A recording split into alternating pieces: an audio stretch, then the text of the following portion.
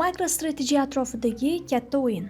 Agar siz Bitcoin yoki kripto bozoriga qiziqsangiz, bu voqeaga albatta e'tibor bergansiz. Yaqinda MicroStrategy katta jangda g'alaba qozongandek ko'rindi. Hech bo'lmaganda ko'pchilik shunaqa o'yladi.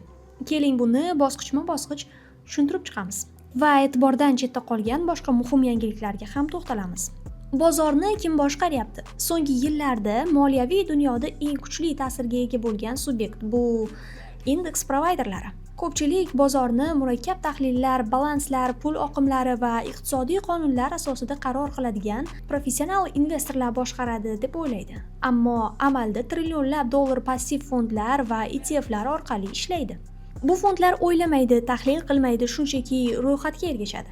Va bu ro'yxatni tuzadigan kompaniya mana bu kompaniya. U pul boshqarmaydi. Ular shunchaki qaysi kompaniyalar global, qaysilari rivojlanayotgan bozorlar degan jadvalni e'lon qiladi. Ammo dunyodagi kapitalning katta qismi passiv bo'lgani uchun bu kompaniya amalda global moliyaning darvozaboniga aylangan. Agar kompaniya indeksda bo'lsa, unga avtomatik kapital oqimi keladi. Agar indeksdan chiqarilsa, kunni kuygani shu. Yaqinda bu kompaniya MicroStrategy'ni indeksdan chiqarishni taklif qildi. Ular buning uchun yangi toifa yaratdi: Digital Asset Treasury Companies. Kompaniya mantig'i esa quyidagicha edi. MicroStrategy balansining 50% dan ortig'i Bitcoin. Kompaniya deyarli dasturiy ta'minot sotishdan foyda qilmayapti. Demak, bu endi oddiy biznes emas, balki Bitcoin fondiga o'xshab qoladi. Indeks provayderlari esa odatda investitsiya fondlarini aksiya indeksiga qo'shishni yoqtirmaydi. Agar MicroStrategy indeksdan chiqarilganda, indeksga ergashuvchi barcha fondlar majburiy sotuv qilishi kerak edi. JP Morgan tahlilchilariga ko'ra, bu 10-15 milliard dollar avtomatik sotuvga olib kelishi mumkin edi. Bozor yaxshigina vahimaga tushdi. Ushbu kompaniya orqaga chekindi, lekin seshanba kuni u bosimga dosh bera olmasdan investorlar noroziligi va Wall Streetdagi eng faol savdo qilinadigan aksiyalardan birini portlatish bozorga zarar yetkazishini anglab, orqaga chekina qoldi. MicroStrategy indeksda qoldi, lekin kompaniya unga nisbatan muzlatilgan ulush mexanizmini joriy qildi. MicroStrategy yangi aksiyalar chiqarsa ham indeksdagi og'irligi oshmaydi.